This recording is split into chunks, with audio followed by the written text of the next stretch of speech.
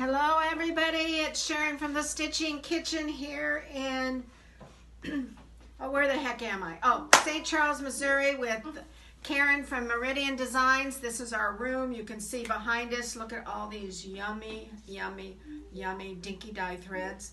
Karen has all of her bikini patterns. I have my Brush Street design work patterns, and we're getting ready to rock and roll tonight. We open the doors around 6:30 for a couple of hours, and then look out tomorrow. We've had a lot of fun setting up our room.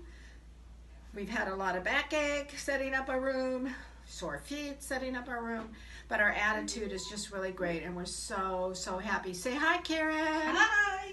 And this will probably be after the fact when you get it up on the YouTube channel, but make sure you share it with all your friends so next year they can attend the Needlework Galleria.